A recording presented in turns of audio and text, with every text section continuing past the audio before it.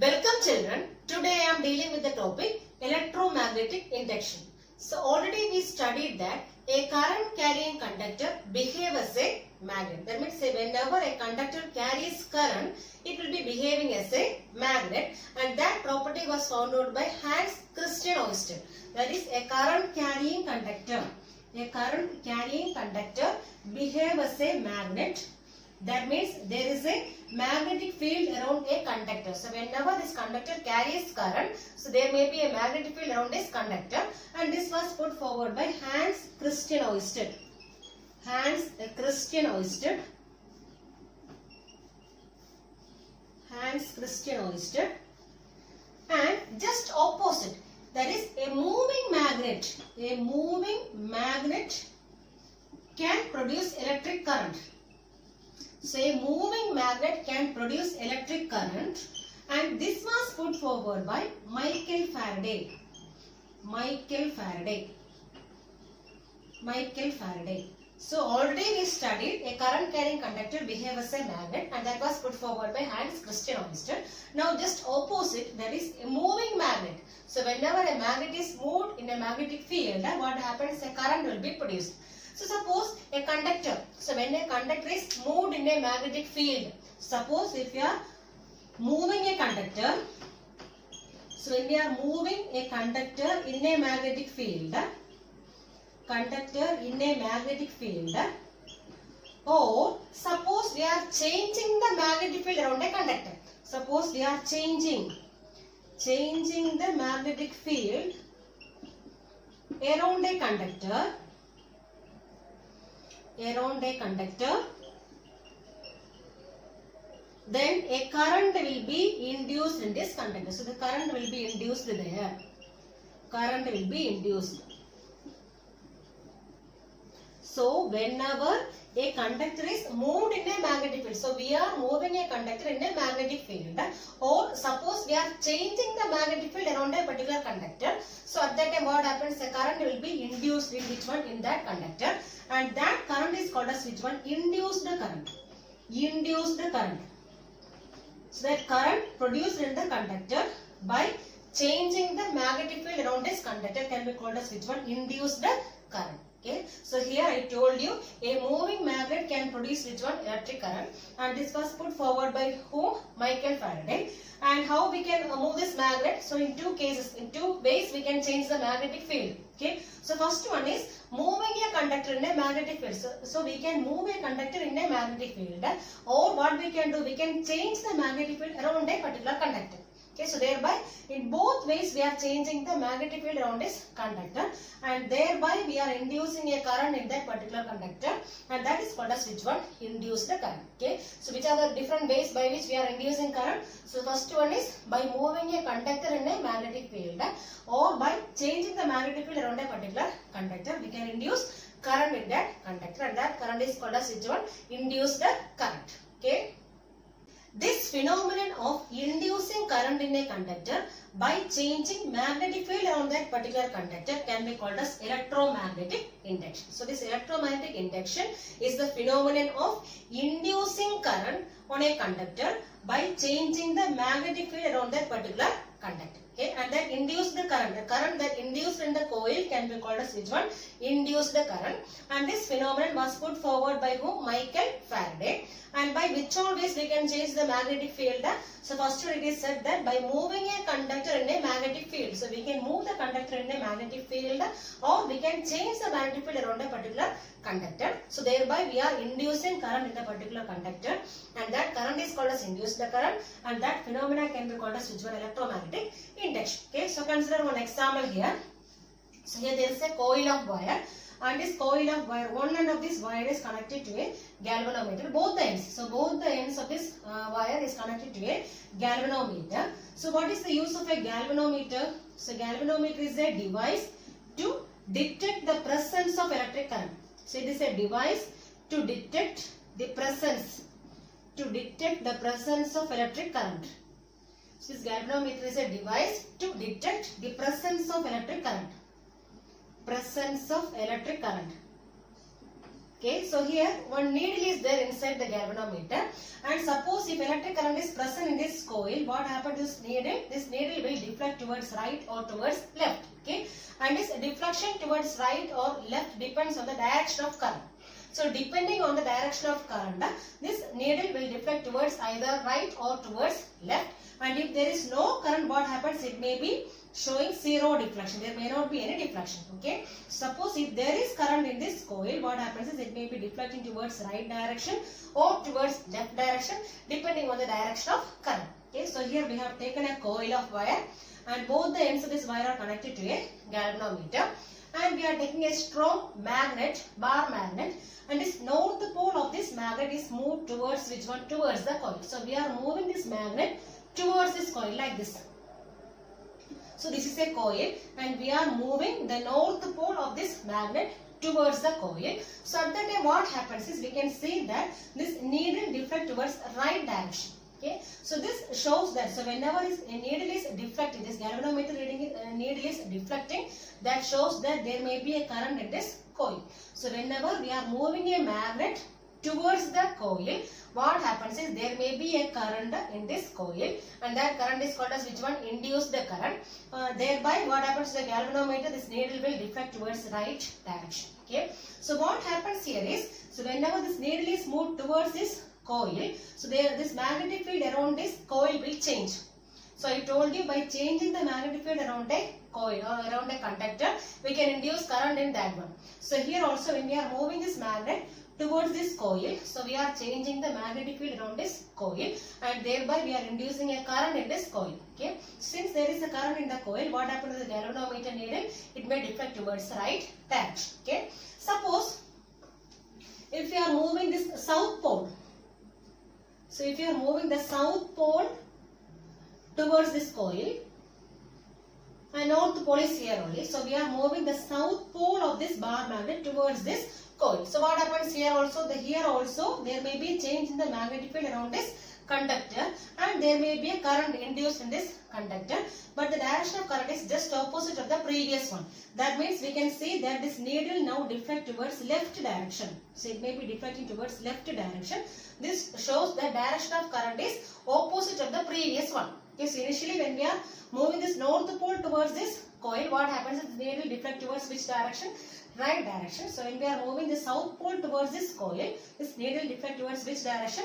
Left direction. Okay. Similarly, suppose we are bringing the north pole only. So here north pole, and here we have south pole. So initially when we are moving this north pole towards, so it is moving towards this coil, what happens is needle deflect towards which direction? Towards right direction. Okay, towards right direction.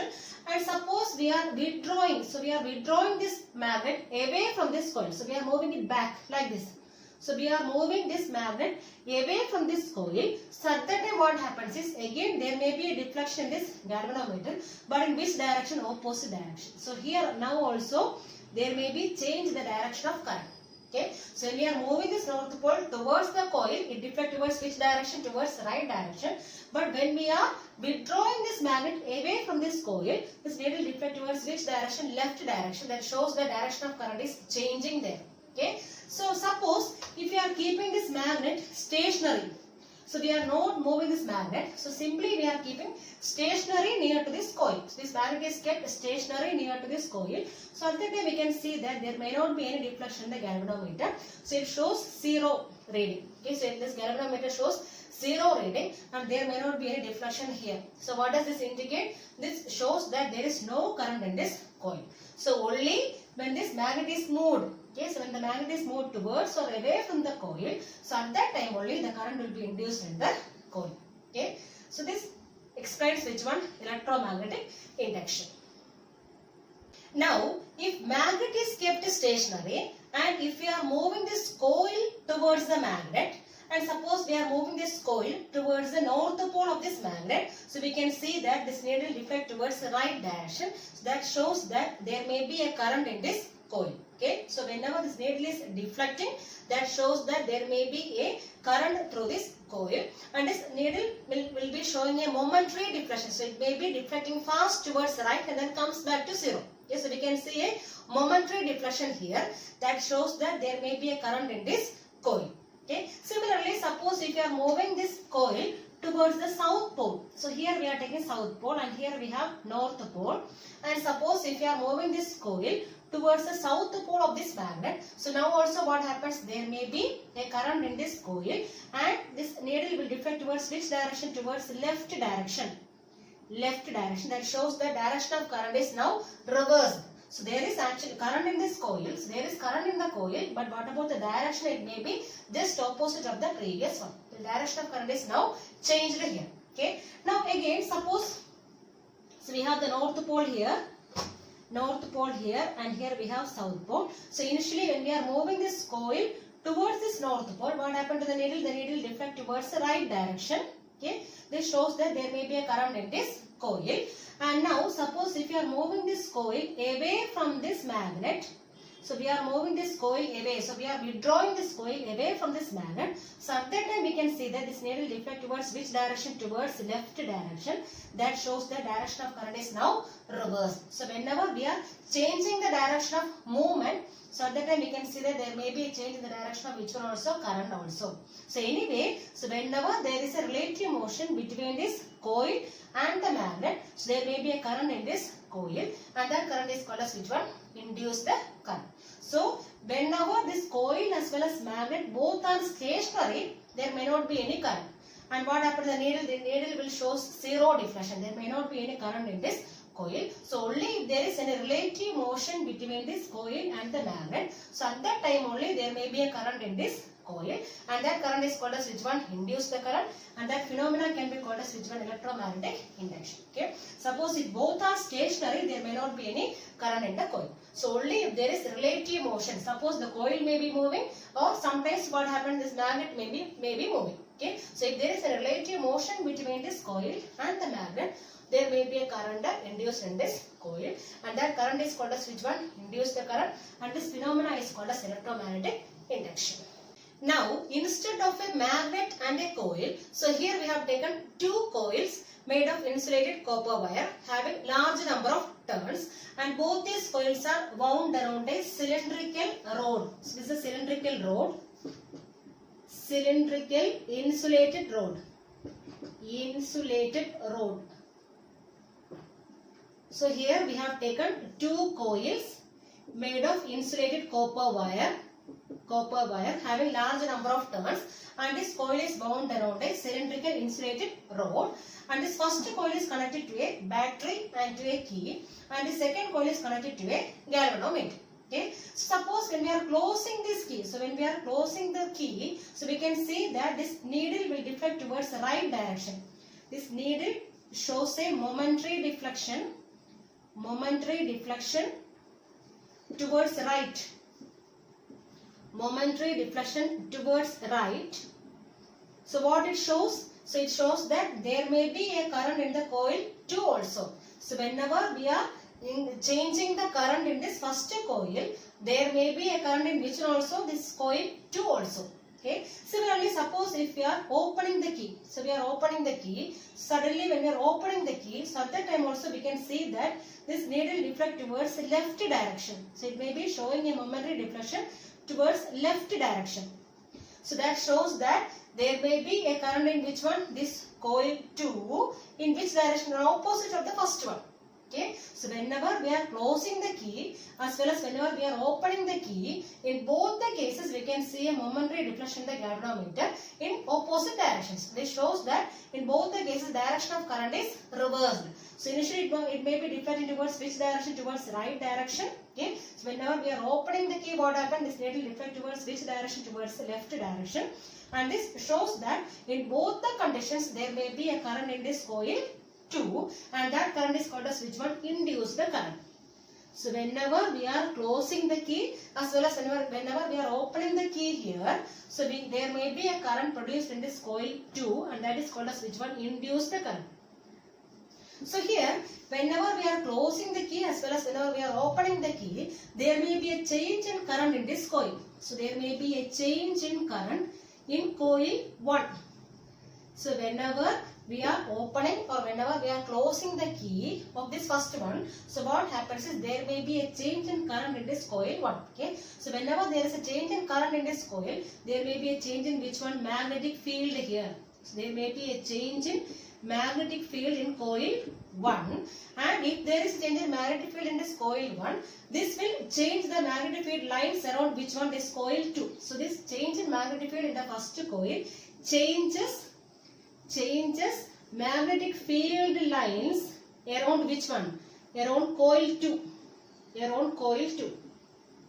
So since the magnetic field lines around this coil 2 is changing, that means there may be a change in magnetic field around which one? Around this coil 2. So whenever there is a change in magnetic field around this coil, what happens? There may be a current induced. So thereby a current is induced in which one? This coil 2, and that current is called as which one? Induced the current, and this phenomena is called as which one? Electromagnetic induction. Okay, so once again, so whenever we are closing the key as well as whenever we are opening the key, there may be a sudden change in current in this coil 1. So whenever there is a change in current in this coil, there may be a change in magnetic field in this coil 1, and this change in magnetic field in this coil 1 changes the magnetic field lines around which one? This coil 2. Okay, so whenever there is a change in magnetic field around this coil, second coil, there may be a current induced in this coil, and that current is called as which one? Induced the current, and this phenomena is called as which one? Electromagnetic induction. Okay, suppose if there is no change, continuously we are closing the key. So we are closing the key and kept continuously for some time. So is there any current in this second coil? No, there may not be any current. So if we are closing the key and kept for a long time, there may not be any deflection. This shows zero deflection. This second coil, this galvanometer in the second coil shows zero deflection. So what is the reason? Because there is no current. Because there is no current in this coil 2. So why there is no current in this coil 2? So whenever we are continuously placing this key, there may not be any change here. So only if there is a change in current in this coil 1, there may be a change in magnetic field there. But since the current is stationary here, current is same, there may not be any change. It means at that time there may not be any current in which one? Coil 2. Only if there is a change in current or change in current, then only there may be a change in magnetic field, and thereby a current is induced in this coil 2. Suppose current is stationary in the first coil, means there may not be any current in which one? This second coil, and this needle shows zero deflection because there is no current in which one? This coil 2. Okay, and this phenomenon by which changing magnetic field in one conductor, induces current in second conductor,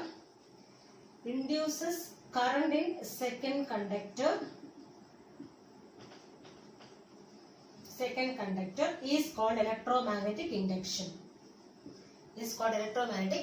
So here in this way also we can explain which one electromagnetic induction. That means it is a phenomenon in which the changing magnetic field in one conductor induces current in the another conductor. And this phenomenon is called as which one? Electromagnetic induction. Okay. And this coil 1 is called as which one? Primary coil. And this coil 2 is called as the secondary coil. So in the case of two coils, how will you explain this electromagnetic induction? It is the changing magnetic field in one conductor induces current in the second conductor, and this phenomenon is called as which one? Electromagnetic induction. Okay. So anyway, whenever we are changing the magnetic field around a particular conductor, we can induce current in the particular conductor, and that is called as which one? Induce the current, and this phenomenon is called as electromagnetic induction. We already studied that by changing magnetic field around a conductor, we can induce current in that particular conductor, and that current is called as which one? Induce the current. Then how will you find the direction of induce the current?